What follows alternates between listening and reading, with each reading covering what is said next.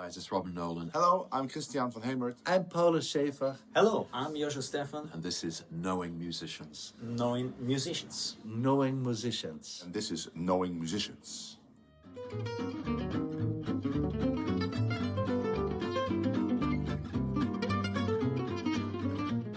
So I'm trying to learn how to improvise using Gypsy Jazz, and I'm trying to find out how players like yourself think and use ideas when you're playing.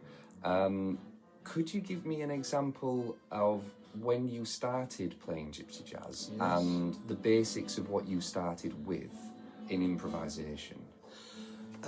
Yes, of course. The thing is, I know not notes.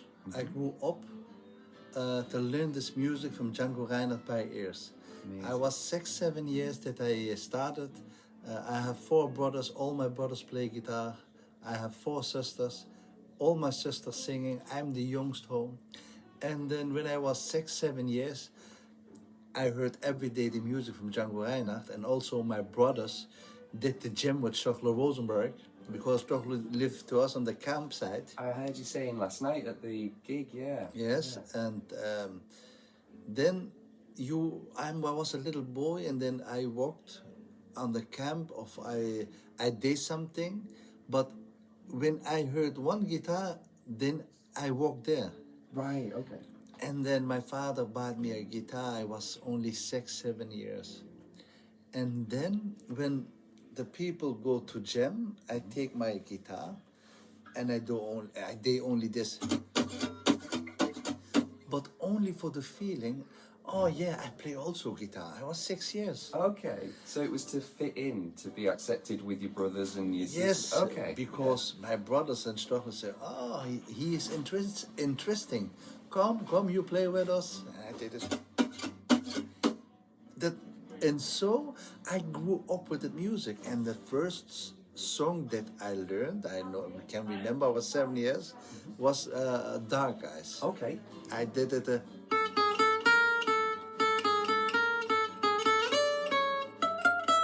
Everything of one string. Amazing. Beautiful. And then, because we are with so many musicians, we live up a campsite, and everybody play music. Yeah. Violin, singers, bass players, and most guitar players. Amazing. And if you are interesting for this music, then I say to my brother, how do you do the chord? And he learned me this chord, C. And then I go to my nephew, how do you do that lick? And he learned me that. Yeah. And we have not to forget, we have one person, his name was Vaso Grunholz. Okay. And Vaso Grunholz was the main guy. Right. Vaso Grunholz, Fabi Lafertijn, Sani Rosenberg, Hensje Wijs from the Netherlands, because you have also an Hensje Wijs in Germany. Okay. But that guys was for us the heroes, because he started the music from Django Reinhardt. Right. Of course, he learned it also from Django. Yeah. But that was the guys who lived to us. Yeah. And also Vaso Grunholz learned me, Stoffel Rosenberg, all the guys there. But he said to us, I show you some things, and if you know not how do you play, ask me. Until I was 12 years. And then he said, Paulus, listen, I heard that you have, that I have a little bit talent, and the other guys, you have to search your own style. Right. And that is what I did.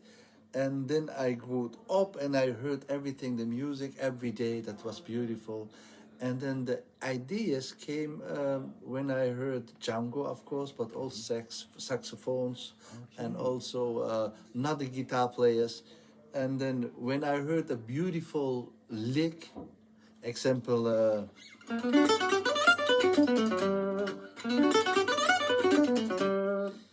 if I know the note, then I say, Rob, write it me, then I can learn it. But I cannot say that because I know not the notes. Yeah. That's what I did. I sing that in my head. Yeah.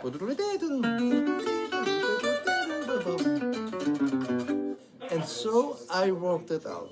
I mean, just to put you in the picture, you know, when I was learning this music, when I guess I came a little bit later to it, in my kind of 20s. I had no clue what was going on. My dad took me to Samoa, where all the gypsies go every year, where Django died, and they have the festival. And then we saw players like Stocklow, Angelo, and we were from England, and we'd never seen anything like it before the internet, all that stuff. So that got me into the whole journey of playing this music. But there was no resources, no videos, nothing to learn from. Yes. I would visit the camps sometimes and learn. Anyway, so I was just busy playing it, doing it my own way, playing on the street in Amsterdam. So I come from a classical, really strict classical music background, in the sense that my teachers were very strict. And was that on the violin? Violin, yes. Yeah. Because, so, very strict classical teachers, and what a lot of people don't realize, like in Gypsy Jazz, is that like a tradition like classical violin has centuries of research behind it. Like all problems have been solved, right? So if you cannot play these 3 bars from the Tchaikovsky violin concerto, a good teacher that has knowledge would say, oh, you can't play that? Take take the Schradiak Etudes book 3, page 26, and practice bar 15 to 18 at tempo 240 BPM, 30 minutes a day for 3 weeks, right? And then you can probably do it. Right? Yeah. This might be a little bit of an exaggeration, but it's pretty much like that. So that's the background I came from. Like, there's nothing that is impossible. You just need to do these 4 things, right? And there's a time frame for everything. So when I got into jazz, first on violin, that's what I was used to. But when I then took lessons with a jazz teacher that was not experienced in that way, right? Was not even violin player at first. They were like, oh, what do you want to learn today? You know? Like, oh, okay. I don't know. I just want to learn to play jazz. Like, what do you like? Like, we had this whole conversation, but there was no real information given. Yeah. And when then I set out to teach people myself, I wanted it to be like the classical lessons. Yeah. I wanted it to be very precise, with a timeline even. Like, so you practice so many hours a day. So that's what I set out to do, right? First violin, and then later in guitar. So that's why my teaching is like that, and that's also why my books are like that, and my videos like that. It's a very direct way of teaching, and I can guarantee results if you put in the time. I play now since 30 years on stage. You know, I started maybe when I was like 6 years old, playing Beatles stuff, then some classical stuff. You know, I often told the story. And I started this, you know, with Django. Maybe I discovered him when I was around 12, 13. So maybe with 13, 14, I started with Gypsy Jazz. But I founded my own trio already when I was like 15, 16 with my dad, playing rhythm guitar for me and a bass player. And Max Schaaf was maybe 15 years with me on double bass. So I would say the instrumentation that was the first Joscho Stephan trio until maybe 2010 or whatever was founded very early, the very early stage of my life. Yeah. So when I was like 15 or 16, it was already the instrumentation that I played with the next 15 years. So, of course, it's interesting to see, let's say, beside the improvisation part that I will, let's say, talk about very soon. But what happened is, I learned a lot of stuff being on the stage, you know, doing a lot of mistakes, stuff like that. Preparing the wrong set list, for example. You know, stuff like this. Yeah. Aside from let's say, talking about improvisation or music in general.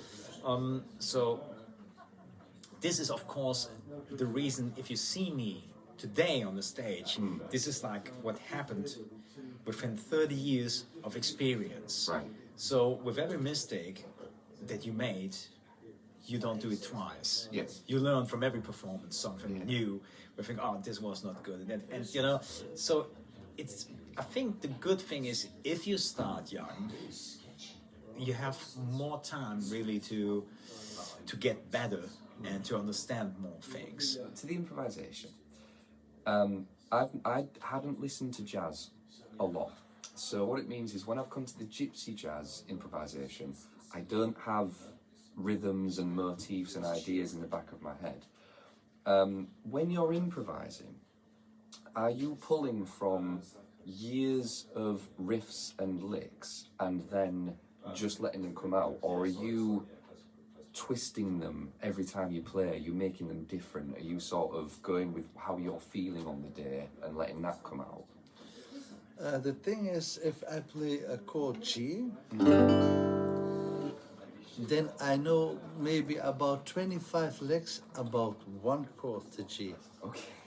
It's not And bad. I have it. And it's just there, yeah. And then when you play a chord G, then it's like a roulette. Because I have 25 licks, and then I cannot specifically say, now I play this, but any playing comes and I do it. Okay, yeah, amazing. Yeah. And sometimes, then I know the lick, I do it, and sometimes any gig what I play, I do something else. Then I say, oh, I have to remember that. That's beautiful. Now that is interesting. So there's a lick that you have, and then because you're feeling a certain way at a gig, your brain bypasses you and lets it out, Yes, and then Rob. you hear it back. Exactly. Okay, that's amazing. What is improvisation like for you? Well, there's of course different aspects to it. There's a rhythmical aspect. There is an idea aspect of a lick or a phrase, and there's also like this meta concept, like okay, maybe I should try to have some rest. Maybe I should play more. Maybe I should play some chords. So those are the main aspects, right? The meta concepts, more like holistic view. Like okay, I need to build an interesting solo. There is this more like, okay, these are the notes I have to play and the rhythms. So for me, it starts more or less with the rhythms. Okay. I want everything to swing. So that's also a concept I start teaching to students. Like the first thing I say is like, I'm gonna sing for you, so a solo. And then people are like, oh, that's interesting. It's like, so, but I can't really sing, but I'm gonna sing for you a good solo, and then I'm gonna sing a bad solo. And then I make something with rhythm, or I have a backing track. And I just do like this, you know.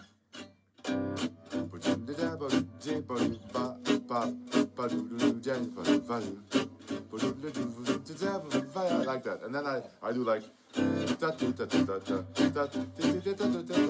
and it's like, what was a better solo, right? Yeah. And then it's the first one. It's like, why? Because I was basically not singing any notes. It's like, well, because yeah, it sounded more pleasant. It's like that's where it starts. You can already recognize a good solo by the way it's played. And then we talk about swing, right? Like swing is a long and a short note. So if you have eighth notes, say you should mainly play eighth notes. You don't want to be playing. You want to play.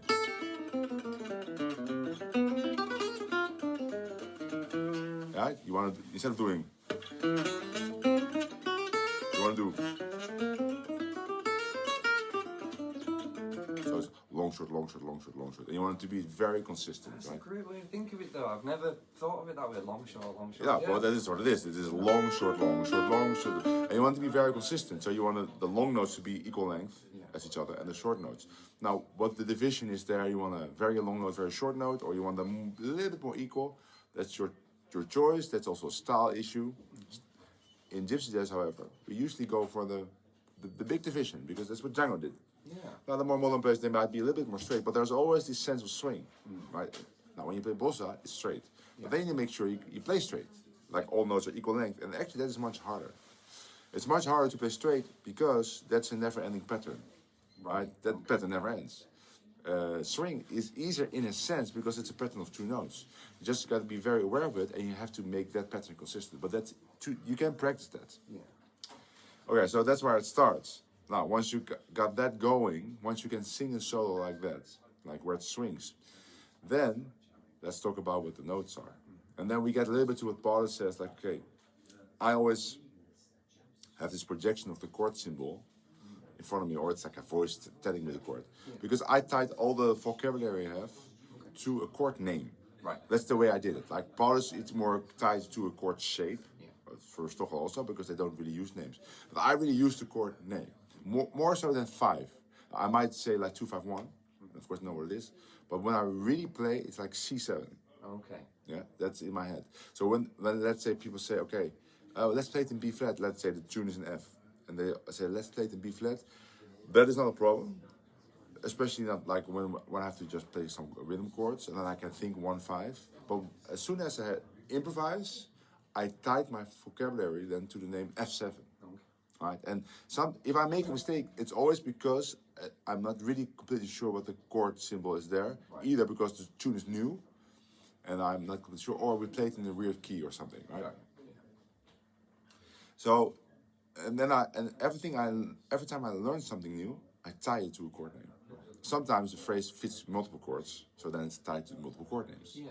But that's just the way I do it. You don't have to do it that way. I need a way to trigger phrases, and I do it with chord names. Some people do it with 5 and 1 and 2. That's fine. You can do that as well. I'm sure it's very helpful. I mean, it can be very helpful in jazz, but like especially when the tune gets very complicated, like Moment's Notice or something. Then there's so many 2/5/1s in different keys that if you keep saying 2/5, 2/5, 2/5, at one point like, okay, I'm not sure what key it is. So then it would be just better to do E-7, A7, F-7, B-flat7. And it crosses all the boundaries of yeah. playing with. So that's how I do that. So I learn lots of new vocabulary. I do that on a daily basis. Not that I remember everything, but I try to. And I tie to a chord name. The improvising, I love improvising, you know, like really improvising. I think it's maybe something I'm good at. I'm not the world's most technical player at all, you know, as you know, but trying to be imaginative and creative, yes. And confident in that improvising way can be exciting for the musician and the audience as well. When you're saying really improvising, is that what you mean? That difference between just taking something that's already lit, but then being able to put emotion to it, make it your own sort of thing? Yeah, and in a maybe in a surprising way. So you've got your 2/5/1s, and okay, I'm going to play a tune with Martin I know it's got 2/5/1 in, but sometimes when you're playing with someone like that, then it's suddenly, oh, no, is it me now? You know, like, and it's like we play Honeysuckle Rose with Martin the other night, and it's like I didn't know who was playing the melody or the solo. Then we kind of swap. So it wasn't when I play with a trio, and it's me playing solo rhythm, then it's more clear, and I can pace the solo and get my ideas lined up and hopefully get creative and they all come out. But when it's really improvising, is like you say, Richard Boner, you know that bass player? Richard Boner, it's this African-American amazing bass. Like we repeat things all the time, so it's not really improvising, you know what I mean? So there's a whole course of the definition of what is improvising. Like he says, like, look, if you're walking down the street and the lion jumps out, like it's never, then you fucking improvise, you know, it's like, well, I'm going to climb up the lamppost. I've never done that before, you know, but I think that's my best bet. But when you're playing, when you're playing Honeysuckle Rose, you know, it's all predictable. Yeah. And so therefore you've got in your mind, predictable ideas coming out. Yeah. And like you say, sometimes they come out in a little different way, you know, in the details. You might start on the beat or before the beat or after the beat. But there's a lot of predictability, and you've said the same things before. Yes. You know, just like we say good morning and how you doing, you know, we go through the motions of saying things which we know work and function in communication. And with impro, it's a bit like that as well. You know things are working. But I think the quest is always trying to get things which new things occasionally happen. Yeah. And surprise you. And surprise you. And that could be negative and positive, because you think, oh, I'm never going to do that again, you know. I've had a lot of that, yeah. You know what I mean? So you play something out. So you're always trying to upgrade your ideas, you know, ideally. So once again, so what is improvisation? Of course, it's the knowledge of chords. Yeah. So the structure of the song. What is very important to me to know what is the next chord. Otherwise, I can just guess. Yeah. You know what I mean? What is sometimes happens. Like sometimes you're right, sometimes you're wrong. And the other thing is, of course, you asked about some specific licks. So if I do stuff like this, then this is something like a typical Django Reinhardt phrase to me, you know, like playing on D7. Then I can use this when I know, oh, the D7 is coming up, because I know that phrase, and I know, oh, that sounds really like Gypsy Jazz, people love that, so maybe I just end it here, and then after I play this, you know, this whole step thing that Django often did, and back to G. So it's a combination of knowing the chords. It's a combination of playing stuff that I've played before, and it's also a combination of using stuff that is in your mind, like singing more. Which you were saying about as well, Like when it comes to different, solos and improvisation things, has different, or there are different ideas or different concepts that you that you're able to use to improvise. Yeah, so my phrase on my violin, for instance, are completely different from the guitar because the violin is mostly influenced by Corpelli and Jared Parker, because those are the two people that I describe most. So it's like a combination between those two things, very deliberately. It's also what I wanted. And guitar is mostly influenced by Stochelo at first, right? Because that's where I started. And now, since I've written 2 books about Django, also Django, and I've written a book about bebop, and I describe lots of bebop players, but from the guitar side, it's Pasquale Grasso. So when people say to me, okay, what is your vocabulary? I say, well, it's a mix, mostly, between Stochelo and Pasquale Grasso, and then mixed in now, because I wrote books, Peter Bernstein and Django. Right. But I know very precisely where everything comes from, because that's the way I practiced it. Right? Yeah. Yes, I use the idea, Yeah, and then then I copy it, but I give mine sound. yes, and you make it your own. Yes. Example, if I learned it, then I learned it, beautiful lick, but now I do it on mine style. Little bit, Yeah, with your own personality into it. Yes. What I'm learning about Gypsy Jazz and jazz in particular is that it's so important to know yourself. Right. So not only what you can do playing wise, but who you are. Because the deeper I go into this, the more I find out that it's personality driven. Everybody plays their own personality. Absolutely. And for yourself, Absolutely. and we've talked about this before, but I know that you say you're not a shredder, but some of those licks that you play and the lines that you play, you flow really fast from something Right. into something that's smooth and legato, really nice and flowing. Right. And I think the way that you do that is your personality, and that's really cool to watch. I think the other big elephant in the room is feel. Yes. Like you can have the notes on the paper, you can play it, but if it hasn't got all the cliches, I've got to swing, whatever, doesn't mean a thing. Feel is a massive thing as well. So even if you don't play that many notes, or you play a lot of notes, if you haven't got the feel, it doesn't. It's the way you tell them. It's like telling a joke, but you just say the, chicken cross the road. You don't build up the punchline. It's like, well, he said the same words as Ricky Gervais, but it's not funny. It's not funny. Yeah. So why is that? It's because it's the delivery and the way you say it. So, or the look, or the pause. Yes. That Ricky Gervais has got, which I might not have, or a normal person. So it's the feel and how you deliver it. That's it. And I think understanding yourself is, like you said about who you are, and it's scary being yourself as well. It's hard to be Because vulnerable like that. it's easier just to say I want to be like Django or I want to be like Joscho, play like that, and then you okay, that's a great example, but you could be on a rocky path, struggling. If you realise who you are and you try and find your strengths, I always think everyone's got a different accent, a different way to do it, and if you try and find those things, Do you find it hard to be in that zone every single night, to try and find that place in your head where you're relaxed and you can just let things out? It comes not every day. Sometimes if I play, then I play what I know. The licks I know, I do that, and then I put that lick there.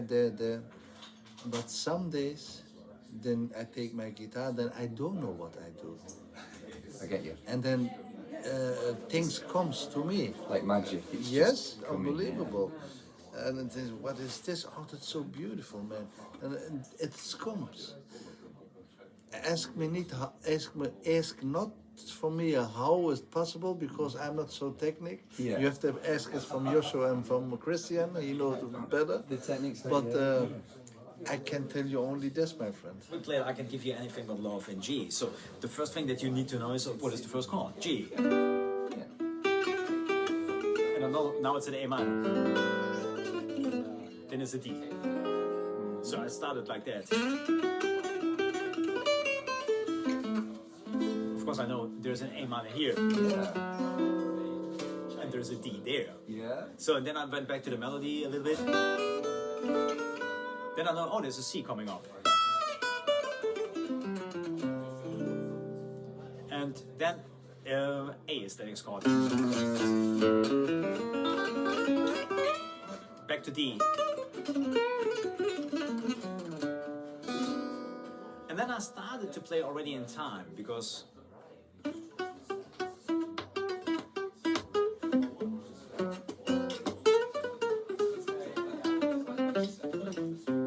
now Christiaan came in with the melody. Yes. So that was the only thing that we talked about. They said, okay, I'll do a free intro. Yep. And the second And then part, I'll come in time. And yes, you'll I'll come know in when time, to and then come you in on, that. on C you take off.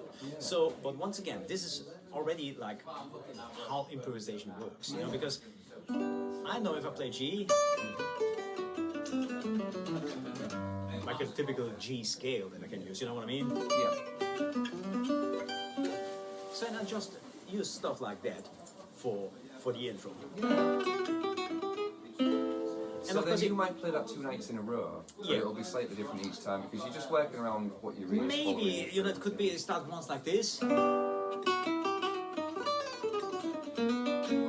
Maybe the second night I start like this. Do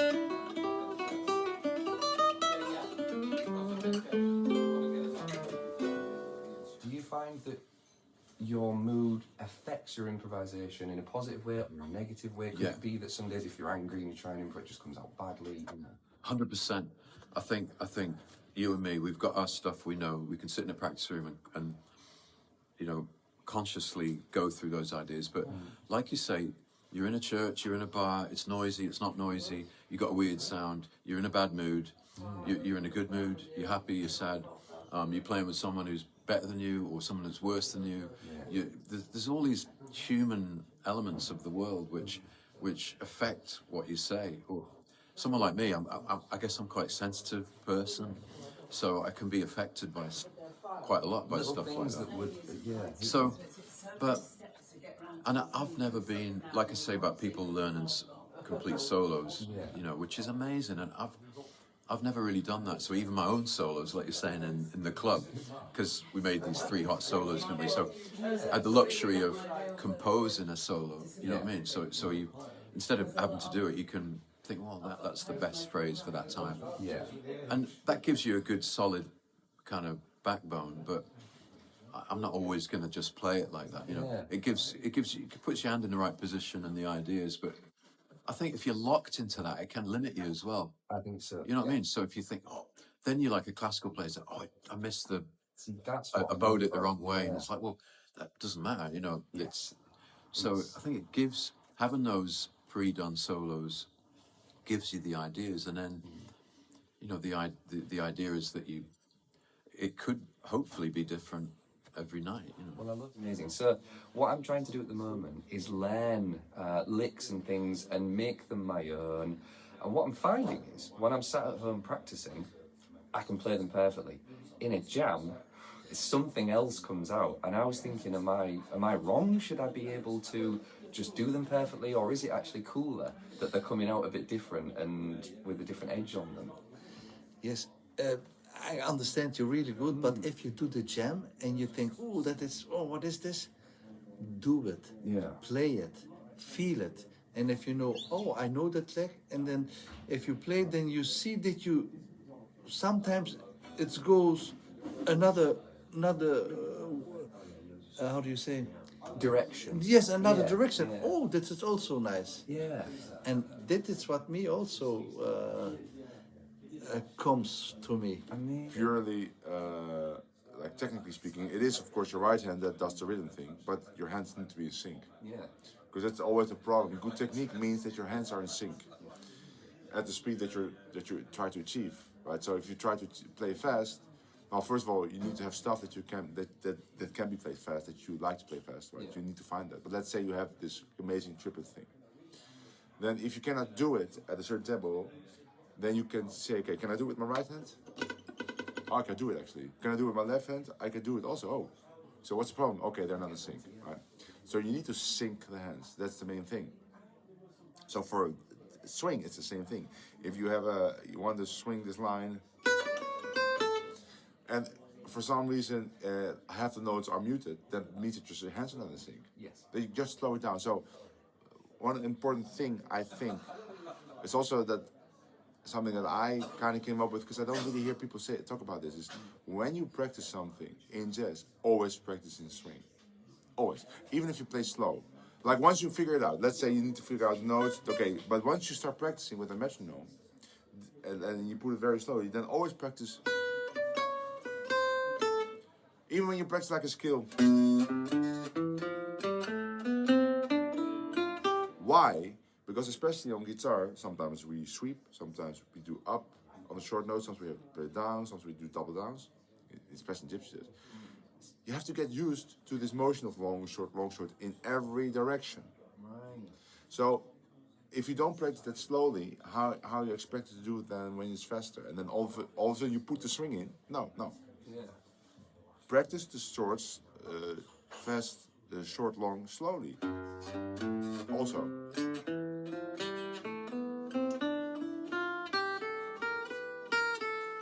You have a slide, right?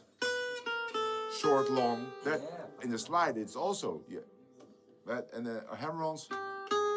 It is long, short, long. But some hammer-ons may be like 3, 4.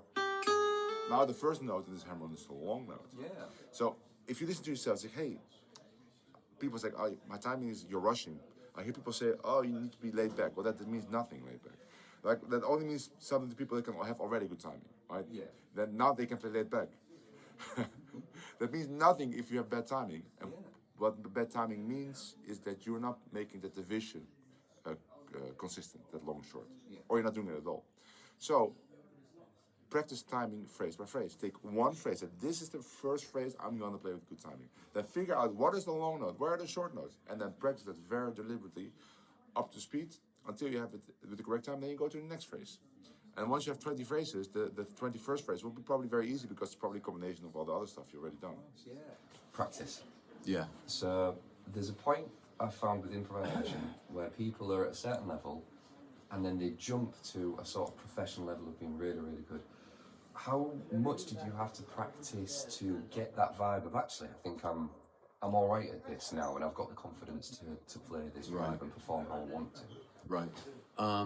I was kind of thrown into it because we started out busking, as you know. So the reason I play this, we would move to Amsterdam where I live, and I knew 3 tunes or 4 tunes, you know. I was still, I ended up with a gypsy guitar, but I was just still noodling on blues, pentatonics, and the odd chromatic. Like that was about it. And we had to make a living on the street. I had no money, and we had to play every day. So we just played every day, and we played we knew 5 tunes, then we had 10 tunes, then we played those 10 tunes over and over, and then we made a CD. So the practice in my situation was actually done mostly on the street. Amazing. In a live context, and I always recommend that because you actually see normal people on the street, not just like guitar nerds or whatever, you know. Yeah. Like there's women, there's kids, there's old people from different countries, you know, like if you're in a bar, so then you realize what makes someone stop, you know. Yeah. Someone's walking past, and so you're actually playing a little bit for the audience, you know. You're not just invert. So that practice was obviously technically trying to, you know, remember the tune, get better at improvising on the tune, again with repetition. Yes. So I'm always saying it to myself and students, you know, like just get better at the tunes you know, rather than just half knowing a million tunes, you know. So, you know, I played those tunes, you know, like Grappelli, you know, the end of his life, he was beautiful improvising, you know, the way he could play Nuage, which he played for like 60 years or something. Well, that was one of the things I was just going to bring up with that, because in one of your latest videos on the Gypsy Jazz Club, you talk about how you improvise and put things together. Nuage was one of the songs, and you said, which was actually brilliant, you take it chord by chord, and you work out what you want to do that flows into the next one, you slow it down, you spend a lot of time on it, rather than just playing through it and hoping for the best. So for example, having something in the book, like having a gig in the book, like with Martin or anything, especially like something like with Martin, because it's a different repertoire. It's like he wanted to play this tune, Schafer Fernand, you know, one of his, and another tune which didn't know. Yeah. So then it's like, here we go, you know, take your own advice now. You know? So I would just obsess over those songs and just play them over and over and over, play them, listen to them, and then make my own backing track as soon as possible, just on my phone, make the backing track, and then just every time I just pick the guitar up and just play through that. No one's listening, so you can find your way around, and so the practice is playing over those, you know, a lot of repetition. Yeah. What piece of advice would you give to players like myself who are professional in other genres, but coming into Gypsy Jazz want to be able to speak through the guitar, let their emotions through the guitar, play fluently with improvisation? Well, of course, you have to practice a lot, that's obvious, right? Be methodical about that, but then also, and that's very important, you have to go like you're doing now. Go to the place where the people that can do it are. So you can hear it live. Because there's something, it's a difference between hearing it on YouTube, where you can play pretty softly and there's a microphone right there, and going and being in a jam with like 8 players, and then there's this one guy that you hear all the time, it's like Paulus or something, and you realize, okay, this is actually how you make that sound, right? And you can talk to them, go to Fontainebleau Festival, go to the campsite Samaro, walk around there, see all the great players, maybe you can join the jam, go to some workshops, maybe it's not even the best teacher at the workshop, right? I mean, like a lot of the city players, they don't know the names of the stuff, so that might be difficult because they do like this thing and they don't know the name. But just being in the room and hearing the sound coming from the guitar, trying your best to figure it out, then maybe you go see me and I can say, no, it's E7 sharp 9 or something, and Jungle use it here and here. But you need that combination of hearing the authentic playing and some good solid knowledge, and then you working methodically on it will eventually lead to the place where you can express yourself in the way that you want. Yes. But you need the fundamentals. Yes. First learn to play. Yeah. Then we can talk about speaking through the guitar and that stuff. Because if you start at that point, then you might never get to the point where you can actually play. But what that I mean is that you sit down and the Paulus says, let's play My Medical the Baby 1, 2, 1, 2, and you play and it sounds, everybody recognizes you as like, oh yeah, it's a great player. Yeah. You will never get to the point if you don't work on the fundamentals first. So skip the line, focus on fundamentals, good rhythm, good vocabulary, good timing, and then we can talk about, that's my opinion, right? That's perfect. Honestly, Other people might, but again, I've learned to play at a very late age, to a very high level, I think. Yes. Right? Well, that's what the Sinti also say. And I did it in that way, for fundamentals, technique, timing, vocabulary, and now I'm starting to think about, okay, what would be my unique sound? Now I decided, okay, it's gonna be a mix between like bebop and like Peter Bernstein and chord stuff mixed with the gypsy jazz sound. So I think it's still, and we talked about that earlier, also with Christiaan, and you know, his advice and my advice, like concentrating on, you know, even if it sounds like strange because you want to be a better improviser, but start with the rhythm guitar, start with, let's say, the usual standards first, learn a few of the songs, try to understand the chord structure, try to understand stuff like AABA, even, you know, that's, there's 8 bars, 8 bars, 8 bars, another 8 bars, you know, stuff like that, to get used to the system. Because I just found out, I do it since I'm 13, 14 years old, and then you get used so fast to this AABA structure that sometimes it's strange for me if there's not an AABA, you know what I mean? And but I know that everybody who's playing blues or rock or whatever, they always struggle even with AABA, where you think, oh, this is simple, but nothing is simple if it's new to you. And I think first of all, before you, let's say before your improvisations getting better, I think you need to be aware of really of the structure of the song, so that then, okay, Sweet Georgia Brown is maybe just an AB, but another song is like AABA. Maybe to start, something like the minor blues is always the best, because I always thought, okay, this is a 12-bar blues. This is there is a connection for a lot of people if they just start with the minor blues to understand that song, because they don't need to take, let's say, too much time to understand the form of a song. This is something. Of course, the connection, once again, the arpeggio stuff, and we just talked about that today. I think also the connection between 2 chords. So it's great if you can play this, and then you can play what sounds good, but you know, sometimes you need maybe the glue.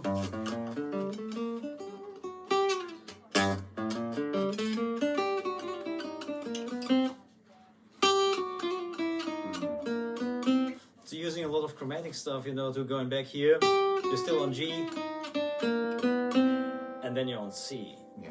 And this is, I can't really describe how long it took me that I never think about stuff like this. Yeah. I always have this sense of, I think, timing and knowledge to know when I want to be on the next chord. Mm-hmm. It could be, you know, sometimes I play maybe one note more because I started earlier, the lick or stuff like that. It's so inside. It's musicianship, isn't it? Yeah, it's so inside after a few years. Yeah. But yeah, for me it's always hard to see, is there really like, because every human being is different. If we talk about, is there just one teaching method or whatever, or is there, I always wonder what is the best way if a kid is going to the music school. So where do you start? First of all, playing. First of all, we talk about theory. First of all, we talk about this. You know what I mean? So it's of course there's so much stuff, and that's sometimes what is too much for somebody who wants to learn. So that you need maybe a step-by-step thing. Yeah. Maybe starting with the chords, start to play simple arpeggios, start to try to connect them, stuff like this. But I think you're already on that way. But that's perfect, because that's just what Christian was saying of, you know, get the technique there, get the fundamentals there, and build those blocks. Yeah. The luxury of practice is, you know, having the time to get a bit of a game plan together and get your own confidence through those chords.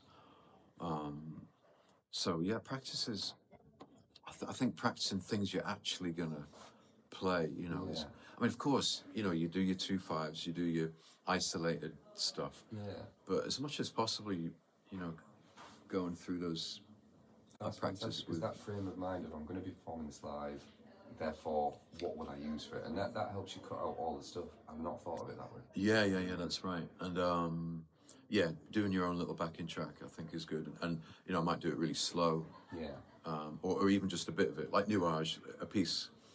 I just learned my one and only love. You know, it's like loads of chords. You know, moving. So like, I'll just do little bits of it at a time and just repeat those bits until and try and be honest with yourself. Can I actually articulate ideas over that, or am I just kind of brushing it under the carpet? You know, am I actually spelling out that chord or not? Yeah. Maybe, you know, at least you should be able to. Maybe you don't do it in the end, but you know, do you really understand the harmony? What's going on? And you can tell when you listen to an amateur or someone who's not so good on a tune. They're not playing the changes. Yes. That's the big thing, isn't it, in jazz? Playing the changes. And I'm not like a, you know, playing the changes Nazi kind of guy, but you can tell, you know, when someone knows the changes. That's a great place to start, you know. And it's got to be said that, you know, in the trenches, in the jam session, that's a tough environment. Yeah. Playing with Martin Taylor on a stage with mics and a silent audience, that's more, you know, the little subtleties and the little things can come out a lot easier. Yeah. When you're in a jam with 20 players and it's going bang, bang, bang, bang, bang, then volume and speed is going to be something which really helps you out, you know. What was it that made you start a club for Gypsy Jazz? Yeah, well, the story goes back a bit further to the 2000s. I had this series of books, which I can see on the table there. These things. And this started around 2000, you know, years ago. And the reason that this started, but a lot of people used to ask, you know, like, do you ever teach, or what are those chords that you play, or those tunes? And my attitude was always really kind of like, oh, I don't know, mate. I'm not an academic. I don't really know the theory that well, and I would always kind of like push it away. And then I had a good mate who was like, you really should write some of those chords out. And then, so anyway, we made a book, just because a lot of people were asking. Well, I tell you what, we'll pick 12 songs, and then we'll just tab them out in our own weird tab at the time. And we wrote these chord shapes, and that's where you put your fingers, and there's the basic melody. We made backing tracks, and those books actually, we put them on the internet, and then they went all around the world. Wow. And then, you know, every time I'm traveling now, even it's like there's always some guys. Oh, well, I got your book back in, you know. Me right now. Yeah, right now. Yeah. And it actually, the amazing thing was it kind of it helped the resurgence of this music a little bit because then people in Canada or New Zealand or wherever, Japan, they could like, well, oh, we can actually start playing it. And so that was the beginning. But then the club came around. It was kind of like digitizing everything that was in the books and more, really. So, you know, I started making videos and getting used to kind of articulating what the hell's going on in this music, which is Through a video. through a video, You've never met. which is still a challenge, you know. But I'm hopefully getting better at it. And then we started the club to make a community thing with it. So it's just a family of people learning together, and you know, I help them, and we have guest teachers and all this stuff. So it's an ongoing thing. You know, every year I have also a gypsy retreat in the Netherlands. Okay. And I have every year between 25 and 30 people. Right. And the people come from 14 different countries. Wow. It's unbelievable. America, Argentina, Brasilia. And then the people come to mine. And then we have 4 days, 4 hours a day, we give lessons. Amazing. And then in the evening, we go to jam. Amazing. But we live on the campsite. That is the old camp from the Netherlands. The first day, all the people come to my gypsy camp. Right. Then we make a grill, and we say, "Oh, who are you? You come from this," and then you can. That is so beautiful from the music. And then the first day we do a little bit jam, and then we jamming. Then I can see what is the levels, you know, and then 1 day, 2 day, 3 days, and the last day, all the guys who not know each other became one big family. Amazing. That's so beautiful. Yeah. And then in the jamming, then the guy from Argentina say to the guy to Brazil, "Oh, my friend, that's a beautiful lick. Please, how you do this?" And then they trade And it so up, and then you they grow trade up with the power is that we are together, and together we make us strong. Amazing. I didn't know you'd written these books. I'm obviously doing the master's course. You didn't know? I've been to 7 books, man. Because the weird thing for me is that until about 2 years ago, 18 months ago, I never heard of Gypsy Jazz, didn't know anything about Gypsy Jazz. And now, Oh, you play really well then for some of that. Yeah. Thank you. I mean, you'll know the classical training is brilliant. Yeah. But then trying to make it Gypsy Jazz is something else. No, but let me tell a little bit about the books then, because so the books, I call them books because I think it's cool to say that you've written 7 books, but and they are books, but it's mostly about the videos because that's my real medium is the videos. So it's a video course with a book attached to it. Okay. But the main thing is there's a Discord. And I gamified the whole process of learning because I'm a gamer also. Okay. Right, and my whole life I played games, and I like this progression of in games where you level. Right, like you play like a MMO, you know, and you level. Yeah. And or chess. Let's say chess, right? Also a game, right? You practice chess, you get some rating, you become a master, you become a candidate master, you become a national master, you become a FIDE master, until you're a grandmaster. I wanted that system for Gypsy Jazz. So when you buy any of my books, except for book 1, because the system was not there yet, so from book 2, you get into my Discord, you get access to a whole section in Discord that you can only see when you buy that book, and then you do a chapter, and every chapter ends with a very difficult exercise, with backing tracks and all keys. Once you can do that, you send me a video, I look at it, if it's not good, I tell you that it's not good because of this reason, you need to do it again. If it's good, I say you passed, and then you get a title in Discord. So you become master, but jazz master, say JM. The highest you can get is a super jazz GM, a jazz super GM, so JSGM. Wow. Once you reach that level, you get a free book. Oh, that's it. Yeah, and below it, you unlock other stuff, right? It's like a game. It's like, okay, you leveled, oh, you get some loot. That's it. And when I made the first book that has that, book 2, I figured nobody's gonna get to the highest level because it's very difficult. Right? It's 100 hours of practice. But like 28 people have done it already. Wow. So never underestimate gamers. That's it. So the Hundreds of people have bought the book, by the way, so it's still a small percentage. Yeah. But I would have never thought that people actually would do that. and actually, yeah. The top guys. So then after that, let's say you level to the highest level. Yeah. You can do the exercise for points. There's a leaderboard. The number one on my leaderboard has 3,700 points. So you get 100 points per exercise that you do okay. So that's after. So he did the whole Super Jazz Grandmaster thing, which is 7 or 8 of those exercises. And then he did 37 exercises beyond that, which is completely insane. That's the only thing he must be doing. Because it's like a Dark Souls, if you play Dark Souls games, right? It's that kind of difficulty and frustration. So this is the guy that kind of beat all Dark Souls games at and he's still doing it. He's still selling the exercises.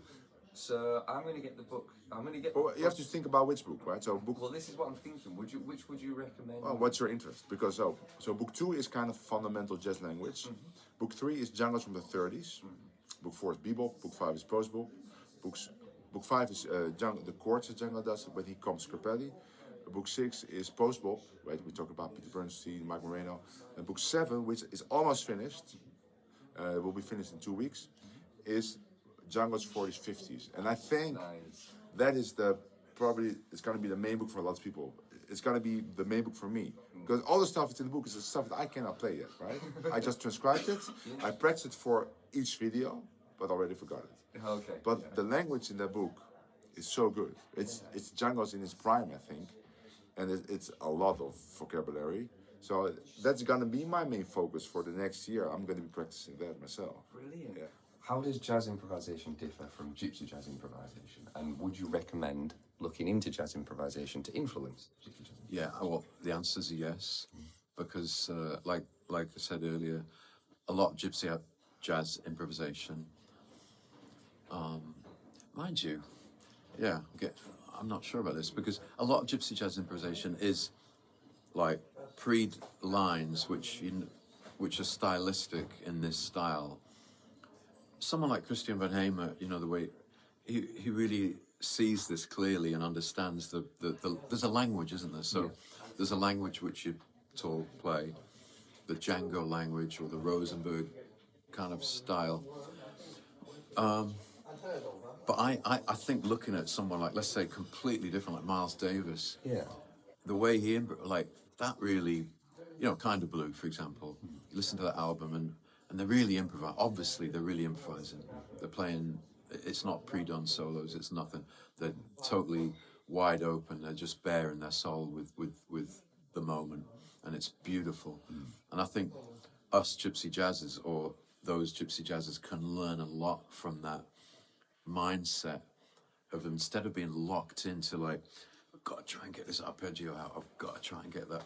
It's like, go the other side and listen to the swing and try and, the way that Miles Davis improvises on Kind of Blue, for example, you could learn tons from that way of improvising. And even not the notes, but the way of it. Like. Yeah. And I think there's a, but saying that, Dizzy Gillespie, who's in that era as well, he's like virtuoso, and Miles was more laid back and cool, like Chet Baker, laid back, cool.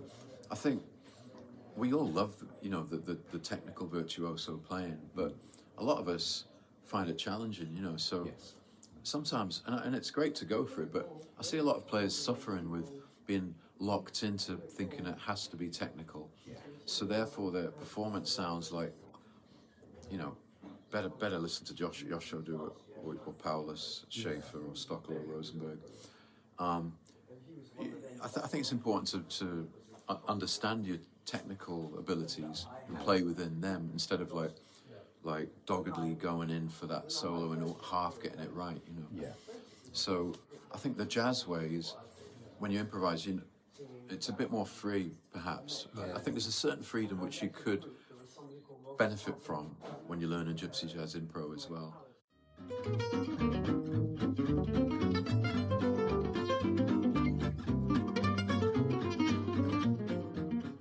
Yeah, you're not bad. You can stay. Yeah, I'll try my do my best.